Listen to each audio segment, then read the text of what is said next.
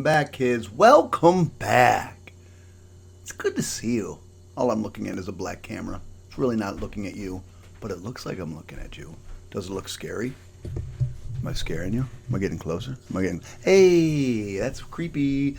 January 2015. Woo, losing my mind. January 2015. We're still on part 1, but now we're going to do problems 15 through 27. 12 questions. Shouldn't take very long. But if you're here to cheat, I'm not your answer. I won't even give you the answers if you're here to cheat.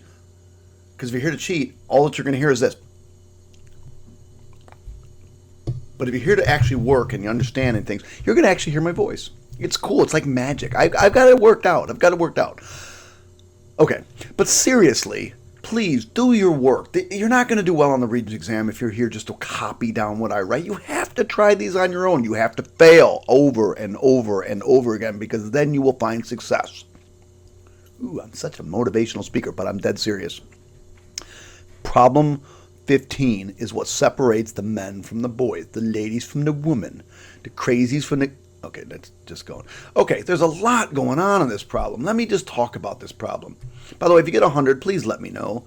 There's so much going on. We want this thing to simplify to 1. Actually, we want to find the one that does not simplify to 1. Holy mackerel. So we got a lot going on. Then that means most of them should. So before we do that, let's take a little review. Do you remember that sine squared x plus cosine squared x equals 1? If you want to fast forward, I'm just going to go through all these. And do you remember that cosine squared x is equal to 1 minus sine squared x? Really, it's just a manipulation of this equation. Or sine squared x is really equal to 1 minus cosine squared x. You should have those memorized. The other ones that you should have memorized are the fact that tangent squared x plus 1 is equal to secant squared x. And you hear my little dog up there? She's a pain. Oh, there she is. Mailman must be here. Cotangent squared x plus 1 is equal to cosecant squared x. Oh, and look, we've got secant squared minus 1. So if I take this minus 1, I bring this over here, right? Do I get tangent squared x is equal to secant squared x minus 1? Sure I do. So let's see what we got here. In number 1, I've got sine squared x. And then what is 1 plus cotangent squared x?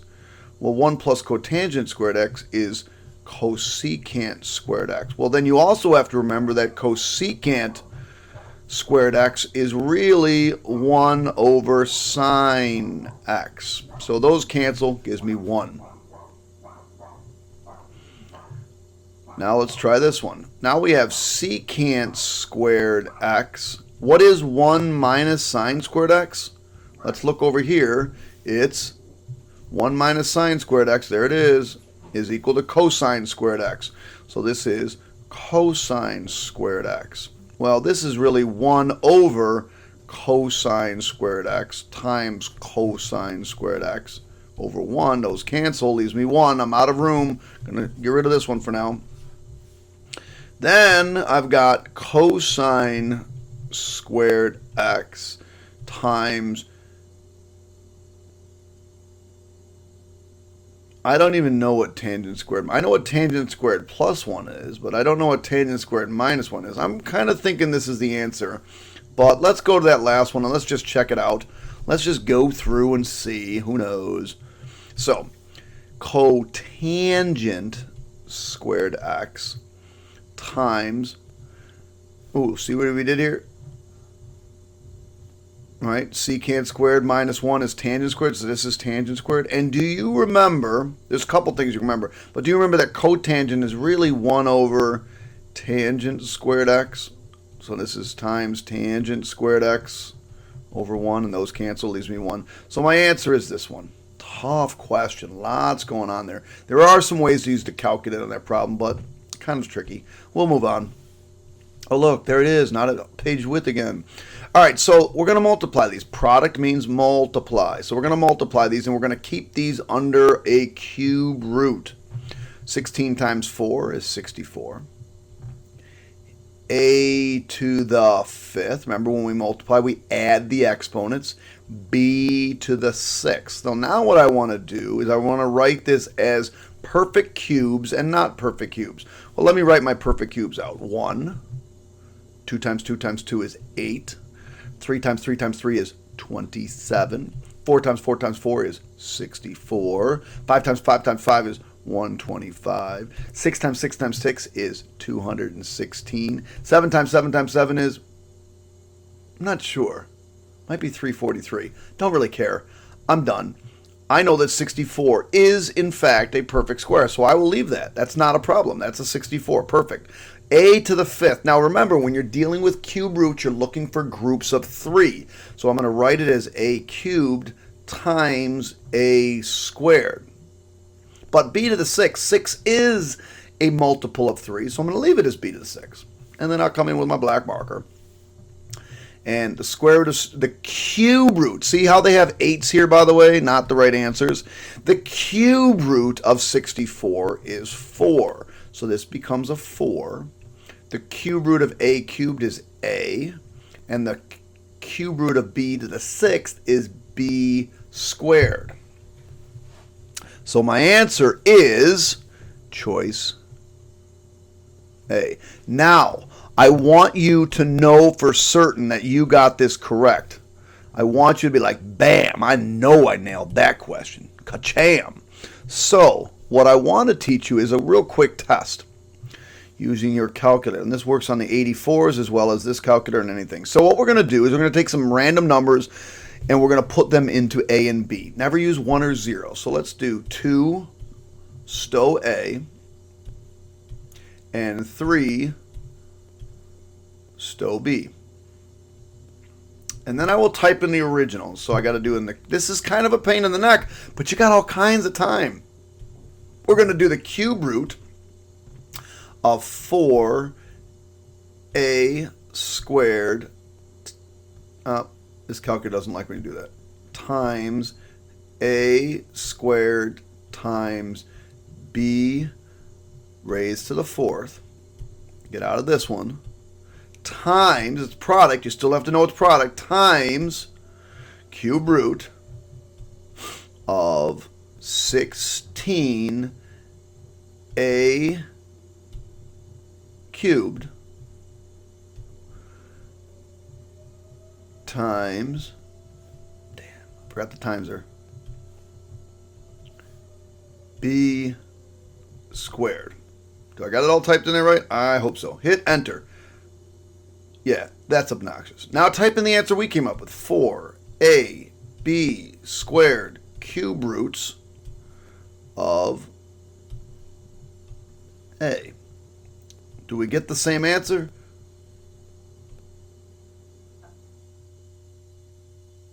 Oh, see how it's got... See how I told you it doesn't like when you do things like that? You have to put A times B. Otherwise, it thinks you have a variable called AB. A times B. It should be 114, 293. Whoa. Whoa, whoa, whoa. Let's back up the crazy train. Oh, it's A squared underneath. So you not only have to check it, you have to check it correctly. Holy mackerel. I got all kinds of mistakes in there. I was so excited about getting the right answer, I forgot the A squared. A squared, 114, 293. There it is. We checked. Woo! Man, product and sum. First things first, you got to set it equal to 0. 4x squared minus 5x minus 3 equals 0. Then the easiest way to remember is the formula. Sum is equal to negative b over a, and the product is equal to c over a. So in this case, the product, or the sum is negative b, this is b. Negative b would be 5 over 4. That would be the sum. Oh, and all we want is the product. The product is c over a, negative 3 over 4. Now I could, wouldn't you like another method? I could go menu 3, 3, 1, use our poly tools to solve this. And you had to remember to bring the 3 over. So 4, negative 5, and negative 3. Click OK and go, okay, my two roots are those. Whoa. Multiplying those wouldn't be very useful. So maybe that's, did I type it in there right? Multiplying those wouldn't be very useful. So I think memorizing those formulas would be the best. All right, so if it was 11 different letters, you would do 11 factorial, but we've got multiples. So let me go through my red pen. We got 1, 2 R's, so 2 factorial for the R's. Oh, I forgot A's. 1, 2, 2 A's, 2 factorial for the A's.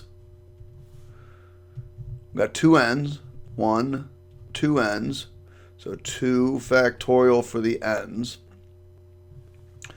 1 G and 2 E's, so times 2 factorial for the E's. So just come over to my Taschenrechner, go into control division. We'll do 11 factorial all over 2 factorial. Now I don't have to actually put in 2 factorial because 2 factorial is just 2. So I could just be putting in 2 times 2 times 2 times 2 times 2. But I know some of you would get upset or wonder why I did that. Remember, 2 factorial means 2 times 1. So it's just 2. Hit enter. I get 2 million something, 2,494,800. There it is. Ka-chang. I should be checking my answers just in case I make a dumb mistake and I have to go back and check those. Right, and right so far. Yay. Oh my God. I need the third term in the expansion of this blah, blah, blah. So you might have learned Pascal's triangle. If you were a Pascal's triangle kid, then you have to go find the 5th term of Pascal's triangle. So you have to do 1, 1, 1, 1, 2, 1, 1, 3, 3, 1, 1, 4, 6, 4, 1, 1, 5, 10, 10, 5, 1. And you would use this, and we want the third one, so that we would need that 10. If you're not a Pascal's triangle fan, if you're just more like my style, you just use combinations. So what we're going to do is we're going to do 5C0, 5C1, and 5C2. Now, if I went into my calculator and did these, I'd get 1, 5, and 10. But this is the only one I'm interested in, is this one. But I need the other ones just to really remember what my exponents are going to be on this. So my exponents on this first one start high, 5, 4, 3. And these ones start low, 0, 1, and 2. In this first one goes 2x for this 2x. And the second one goes minus 3y. So now what I want to do is in my calculator, I'm going to type in everything that's a number. But I have to use parentheses, otherwise I won't get it right. So I'm going to slide this over. That's not what I wanted. Slide this over. All right, so I'm going to start with 10. And I could do menu 5, 3, 5, comma 2 and get that 10. Or I've already done it. 10 times parentheses 2 parentheses cubed. Parentheses negative 3 parentheses squared, and hit enter, and it's 720. Well, there's only an answer with 720, and it's well, I first want to apologize. Apparently there's no y in this problem. I think the problem I gave my kids over the weekend was there was a y in it. So no y, it's just x cubed. You're probably wondering where that y came from. There it is. Now watch what happens if I don't use parentheses. I want to make sure you understand why parentheses are so important. Parentheses 2 parentheses cubed. Get out of that. And then, well, let's say I don't use parentheses. Sorry. So times 2 cubed. Get out of that. Times negative 3 squared. You get negative 720. And you want to bet there's an answer that has a negative 20 in it? 720? Oh my gosh, they don't. They should, for all the lazy kids that don't use parentheses. All right, this next question's rather tricky. All right, so let's get my axes on there. X, that would be my y-axis. One of the keys is being able to actually plot this point. It's negative 4, 0, 1, 2, 3, 4. There's the point. So what this says is I have a angle in standard position. Well, standard position means you have the initial side here, And the terminal side, we go counterclockwise, and this is the terminal side of my angle. So what did I need that point for? See how it's going to, my terminal side's going through that point? I needed that in order to figure out I have 180 degrees. Or if you want in radians, I have pi. So what's the question asked? What is the secant of this? I don't know anything about secant, but I know a lot about cosine. So I'm going to return this to 1 over cosine of theta. So 180 degrees. What is the cosine of 180 degrees? It's -1. So 1 over -1 is -1. Now, if I wanted to, I could have just done menu secant 180, and it would tell me it's -1. I could have done that. Okay, next question. Woo! Moving on. Moving and grooving. Grooving and moving. Page width. Ooh, this involves a lot. What is the problem? Let's see. We want to know what the domain is. What are all the values that x can be? Well, there are 2 times we restrict the domain for the most part, and that is if you have a fraction, you can't have 0 come up in the denominator. So, first thing we're going to look at is what number would make this equal to 0? What would make 2 minus x equal to 0? Well, if I bring this x over, don't I get 2 equals x? And that kind of makes sense. If x was 2, the denominator would be equal to 0. So I can't have 2 in my answer. Well, kind of boring. They already said all of these answers are less than 2, greater than 2, can't have 2, and between 2 and -2. The next thing I want to think about is I have a radical here. So there's a radical. And when you have a radical, you want to make sure this remains positive. So let's try 0. If I plugged in 0 here, what's 2 minus 0? Because my key point is 2. I want to know if I'm going this way or this way. So if I plug in 0, wouldn't 2 minus 0 be 2? And that would be positive. But what if I went this way? And let's say I put in 10. What's 2 minus 10? That would be -8. And that would be a problem. So we don't want to be greater than 2. We want to be less than 2 and not equal to 2. So there's our answer, kids. Right there. Choice B. Moving on up to the top. Alrighty. I'm going to have to erase because I got way too much crap in my way. Actually, what I'm going to do is I'm going to rewrite this nice and neat for us. 5 minus x minus 3. I'm going to put that in parentheses so I don't do anything stupid. Minus 2 over x equals 1 over 1. Now, I don't like this negative here, so I'm going to change this to a positive and change this to a negative, and you'll see why in a minute. And now I'm going to multiply through by the GCF. Well, the GCF is this and this. X minus 3. X minus 3. X minus 3. All right, so let's see what cancels. This x minus 3 cancels with this x minus 3, leaves me 5x over 1, but I don't need the over 1. This x cancels with this x. Now we got to be careful. We're going to distribute a -2. So I get -2x plus 6. That's where the problem lies. And then finally I'm going to distribute 1x, which just gives me x squared minus 3x. Well, you want to make sure that you bring everything to the side where the x squared is positive. So isn't this just a 3x right here? It's a positive 3x. So I'm going to end up subtracting 3x. So that now I've got x squared minus 6x. And when I bring this 6 over, I'm going to subtract 6 here and subtract 6 here. And I get minus 6 equals 0. And that would be answer, looks like 3. Oh yeah, got it right. Oh, I'm so good at math. How many distinct triangles? Law of sines, law of sines. Do I have my formula sheet? Law of sines.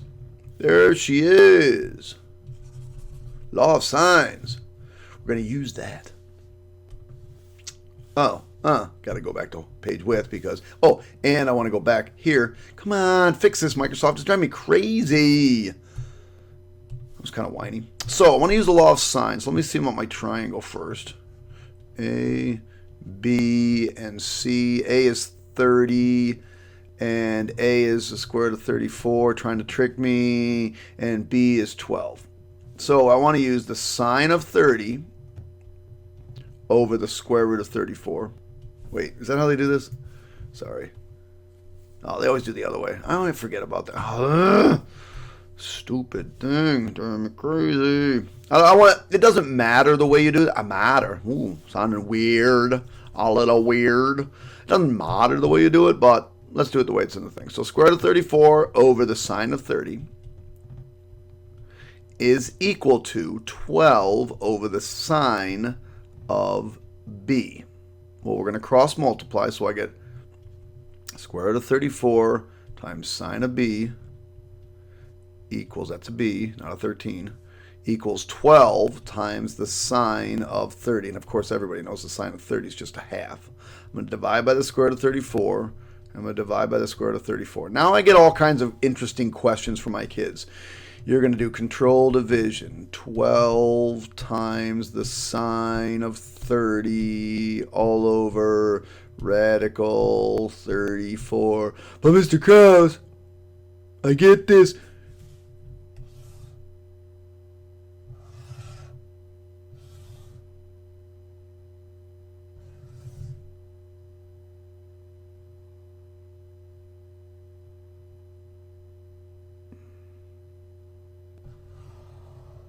Wow. That's even more interesting of an answer than I thought. So what I get was, normally I get a weird decimal, and you're like, oh, but Mr. Krause, I got a weird decimal. Well, sine of B is equal to 1.02, blah, blah, blah, whatever that is. The fact of the matter is, sine can never be bigger than 1. Never, ever, ever can sine be bigger than 1. Therefore, I can't make a triangle out of this. None. The answer is none.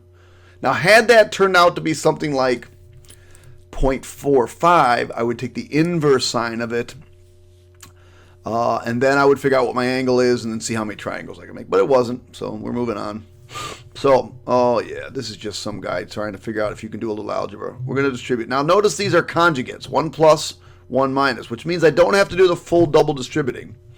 So 3 halves times 3 halves is 9/4 x squared. Minus 1. Now I can do that only because they're conjugates. Now this is not the case over here. This one I have to do it all on. Since these are not conjugates, I have to do the full double distributing. So I get 9/4 x squared minus 3/2x minus 3/2x plus 1.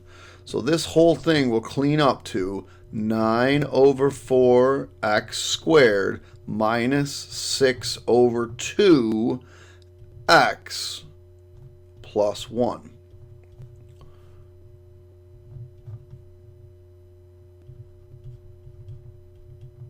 All right, now I got to distribute this minus.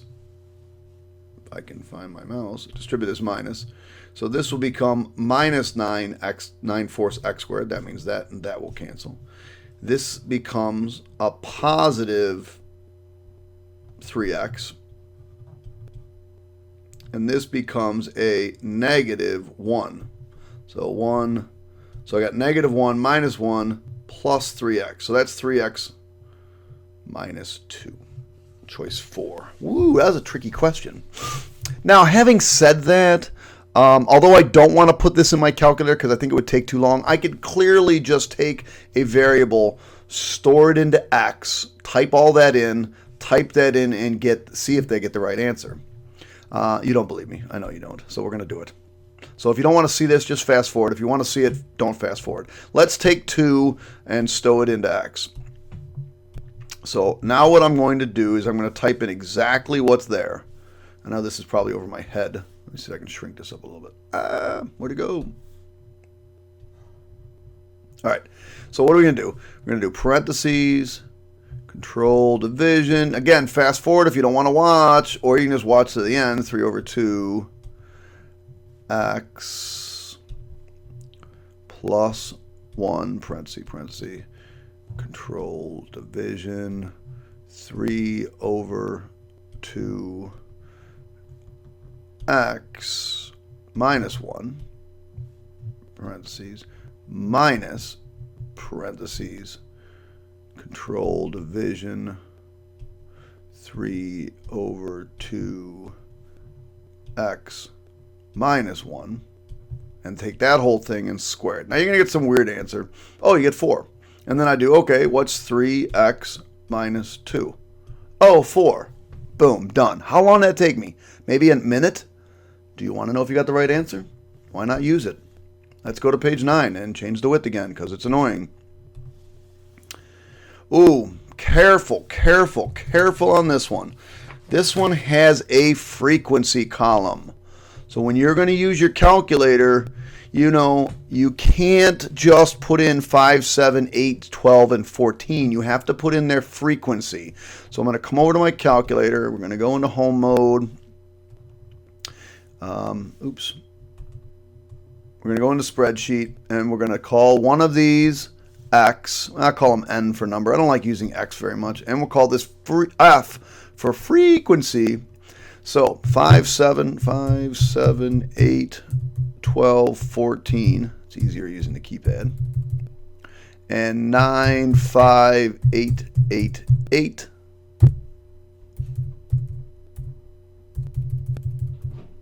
All right.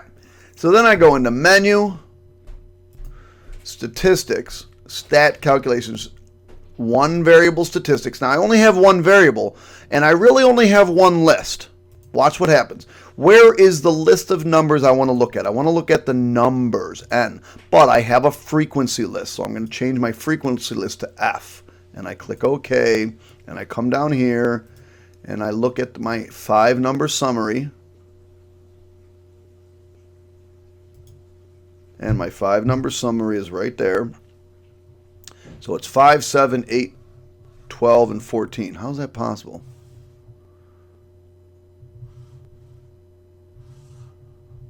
Did that not work right? What? No. All right, I've lost. Hold on, I've lost what I'm doing.